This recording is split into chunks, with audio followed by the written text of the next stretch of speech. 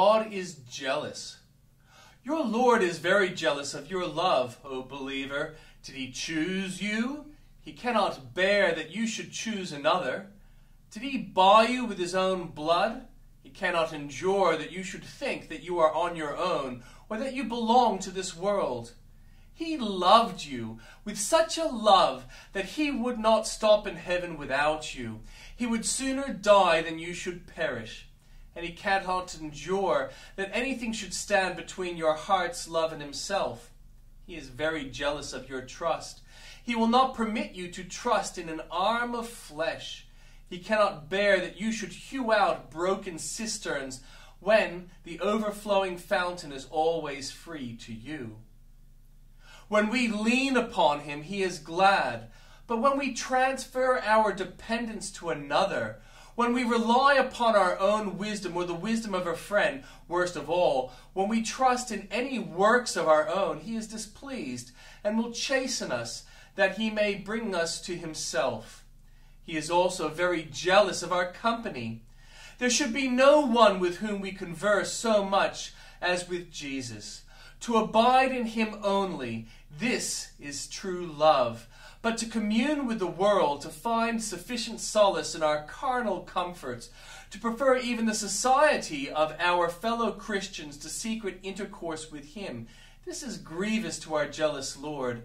He would fain have us abide in him and enjoy constant fellowship with himself, and many of the trials which he sends us are for the purpose of weaning our hearts from the creature and fixing them more closely upon himself.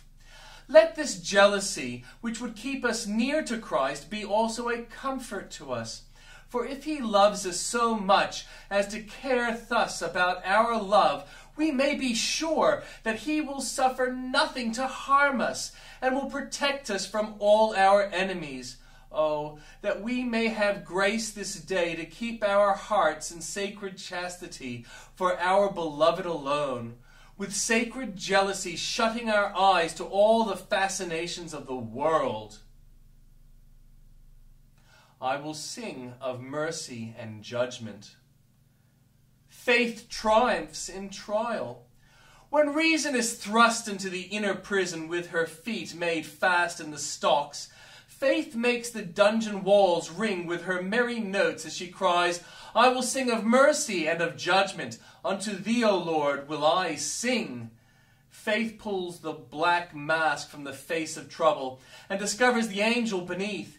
Faith looks up at the cloud and sees that 'tis big with mercy and shall break in blessings on her head. There is a subject for song even in the judgments of God towards us.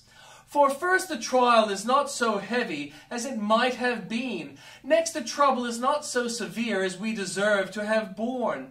And our affliction is not so crushing as the burden which others have to carry. Faith sees that in her worst sorrow there is nothing penal. There is not a drop of God's wrath in it.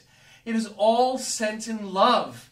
Faith discerns love gleaming like a jewel on the breast of an angry God.